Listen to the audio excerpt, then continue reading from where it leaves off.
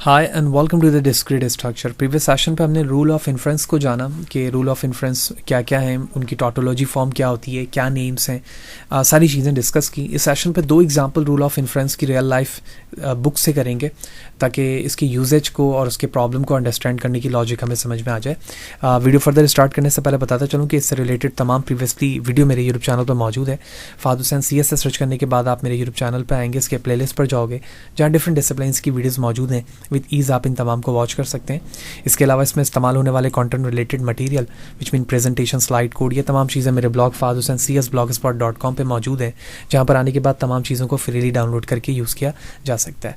तो चैनल पर अगर नए हो, चैनल को सब्सक्राइब नहीं किया तो चैनल को ज़रूर सब्सक्राइब करें ताकि अपकमिंग वीडियोज़ के हवाले से आपको बर वक्त जानकारी मिलती रहे और उसी तरह की नई चीज़ें आप आसानी के साथ सीख सकें।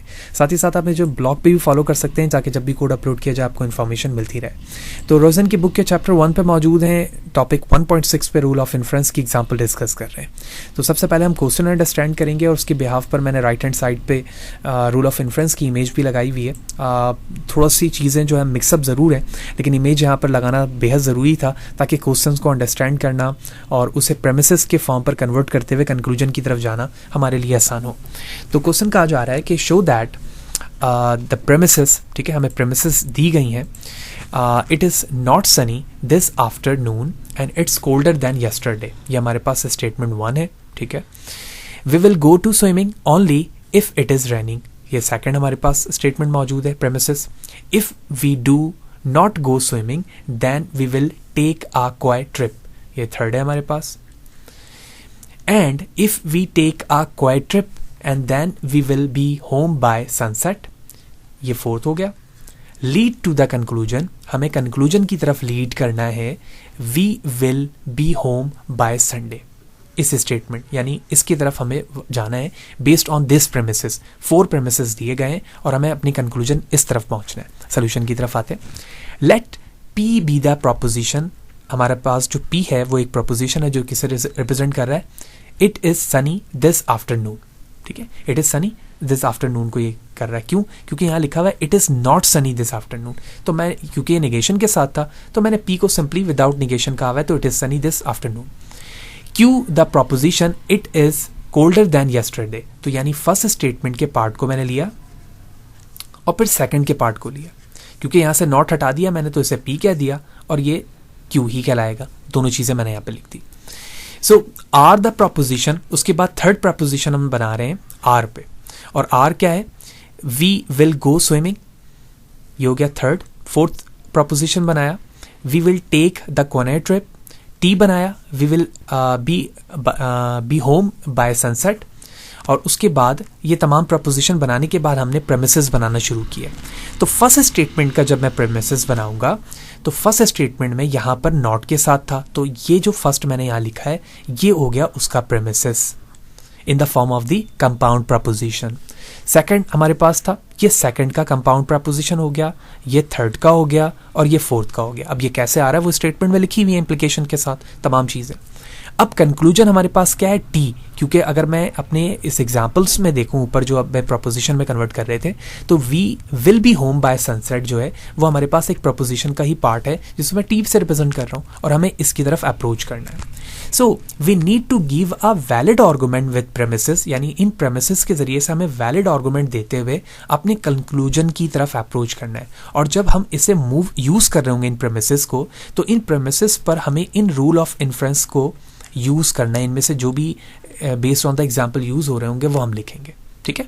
So now that's a starting point of the solution, जिसमें हमने अपने स्टेटमेंट को समझा, उसको ब्रेक किया, प्रेमिसेस बनाया और प्रेमिसेस बनाने के बाद हमने उनको कंपाउंड प्रपोजिशन पे यहाँ पे लिख लिया। So we construct an argument to show that our premises lead to the desired conclusion. अब हमें इन ऐसे आर्गुमेंट बनाने हैं जिसके जरिए से हम इन प्रेमिसेस को इस्तेमाल करते हुए कहाँ पहुँच सकें? अपने कंक्लूजन तक पहुँच सकें, ठीक है। सबसे पहले सोल्यूशन का तरीका ये होता है कि आप इन प्रेमिसेस से, यानी 1 2 3 4 कोई भी एक स्टार्टिंग प्रेमिसेस ले सकते हो, ठीक है, इसमें कोई रूल्स नहीं है कि आप यही लोगे जो मैंने लिया हुआ, कोई भी ले सकते हो। सबसे पहले में जो मैंने प्रेमिसेस लिया है, एक्चुअली मैंने वही लिया है जो हमारे पास फर्स्ट स्टेटमेंट है, ये मैंने लिखा और यहाँ पर इसके सामने मैंने क्या लिखा है, प्रेमिसेस। इसका मतलब ये हुआ इसमें कोई रूल अप्लाई नहीं हो रहा, ये डायरेक्टली क्वेश्चन का पार्ट है। अब जब मैंने फर्स्ट प्रेमिसेस लिया तो ये लेने के बाद मुझे क्या समझ में आ रहा है कि रूल ऑफ द प्रेफेसेस से रूल ऑफ इन्फ्रेंसेस से हम किन रूल्स को इसमें अप्लाई कर सकते हैं। तो मैंने इस स्टेटमेंट को देखा जो प्रेमिसेस का है, negation of P and Q, और इसमें हम सिंप्लीफिकेशन को अप्लाई होता हुआ देख रहे हैं। कैसे? अगर आप सिंप्लीफिकेशन पे जाओ तो सिंप्लीफिकेशन में कुछ यूं लिखा हुआ है कि अगर आपके पास दो वेरिएबल हों इस तरह से और उस पे आप उसके कंक्लूजन को देखें तो वो डायरेक्टली क्या प्रोड्यूस करके देता है, पी। लेकिन यहाँ पर पी नेगेशन के साथ नहीं है, लेकिन जब इसके साथ नेगेशन आ जाएगा तो इस पी के साथ भी क्या आना चाहिए, नेगेशन। तो मैंने वही चीजें यहाँ लिख दी और यहाँ पर शो कर दिया कि मैंने इस स्टेप पर 1 पर क्या अप्लाई किया है, सिंप्लीफिकेशन। राइट, दो प्रेमिसेस बन चुके हैं, पहला मैंने अपने क्वेश्चन से हासिल किया और दूसरा रूल ऑफ सिंप्लीफिकेशन के जरिए से हासिल हो गया। ठीक है, अब हम यहाँ पर अंडरस्टैंड कर रहे हैं कि सेकंड पर यानी नेगेशन ऑफ पी पे डायरेक्टली हमारे पास रूल ऑफ इन्फ्रेंस मौजूद नहीं है, तो हम यहाँ पर इसे छोड़ देंगे। अब हम जाएंगे अपने क्वेश्चन पर वापस और हम अपने सेकंड को यूज करेंगे। तो सेकंड यहाँ पर क्या है, आर इम्प्लाइज पी, वो मैंने लिखा है यहाँ पर और यहाँ पर शो कर दिया कि ये प्रेमिसेस है। ठीक है, अब हमें ये देखना है कि इन तीनों में से किन दो को मिलाकर कोई नया प्रेमिसेस बन सकता है या नए रूल्स अप्लाई हो सकते हैं। किस पे हो सकता है? अगर आप दूसरे और तीसरे को देखें, इन स्टेप्स को यूज करते हुए मैं मॉडस्ट टॉलरेंस इस पे अप्लाई कर सकता हूँ। मॉडस्ट टॉलरेंस की डेफिनेशन हम लास्ट सेक्शन पे देख चुके हैं। तो मॉडस्ट टॉलरेंस के ये कहता है कि अगर आपके पास कोई दो वेरिएबल एम्प्लाइज के साथ हो और उसमें कोई नेगेशन उसका मौजूद हो, जो कि मॉडस्ट टॉलरेंस पे हमें यहाँ बता रहा है कि पी से मैं क्यू की तरफ जा रहा हूँ, ठीक है, लेकिन हमें स्टेटमेंट सेकंड मौजूद है नेगेशन ऑफ क्यू, तो हमें रिजल्ट मिलेगा नेगेशन ऑफ पी। तो यहां पर अगर आप 2 को देखो तो 2 पे नेगेशन ऑफ पी है और थर्ड पे क्या है, आर नेगेशन पी। तो हमें मिलना क्या चाहिए इस दोनों के बिहाफ पर, इन दोनों के बिहाफ पर नेगेशन ऑफ आर मिलना चाहिए। तो वही चीज मैंने फोर्थ में लिखी है और यहां पर शो कर दिया कि 2, 3 को यूज करके मैंने मॉडल्स टॉलरेंस अप्लाई किए। राइट, अच्छा जी, जब मैंने इन दोनों पे अप्लाई कर दिया तो अब हमें समझ में आ गया कि 1, 2, 3, 4 पे मजीद कोई रूल्स अप्लाई नहीं हो रहे हैं। ठीक है, अब हम चलेंगे स्टेप नंबर 3 पे। ठीक है, यानी थर्ड हमने कंपाउंड प्रपोजिशन को उतारा और यहाँ पर स्टेप नंबर 5 पे लिख दिया कि ये प्रेमिसेस है। ठीक है, अब अगर मैं 4th एंड 5th को देखूं तो इस पे दोबारा से अप्लाई क्या हो रहा है, आई मीन दोबारा से मॉडस्ट टॉलरेंस अप्लाई नहीं हो रहा बल्कि पॉनिस अप्लाई हो रहा है। कैसे? अगर आप मॉडस्ट पॉनिस को देखें तो ये सिंपल पहली हमारी एग्जाम्पल यही थी कि हम पी से क्यू की तरफ जा रहे हो और क्यू हमें मौजूद हो तो कंक्लूजन इसका क्या होगा, पी की तरफ जा रहे हो तो कंक्लूजन क्यू होगा। और 4 और 5 पे देखें तो एक्चुअली वही हो रहा है लेकिन नेगेशन के साथ हो रहा है। ठीक है, लेकिन इसका रिजल्ट जो है एट लास्ट हमें एस मिलता है, तो यहाँ पर एस में नेगेशन लगाने की जरूरत नहीं होगी। ठीक है, क्योंकि क्यू पे नेगेशन मौजूद नहीं है। अगर क्यू पे भी होता तो उसकी नेगेशन की जरूरत होती। तो मैंने डायरेक्टली एस लिख दिया और यहाँ पर रूल अप्लाई कर दिया, सारे हो गए। अब यहाँ पर कोई रूल्स अप्लाई नहीं हो रहे तो हम अपने लास्ट कंपाउंड की तरफ जाएंगे, S2T, यानी 4th वाले को लिया और वहां पर मैंने 7 पे उतार के यहाँ पे लिख दिया प्रेमिसेस।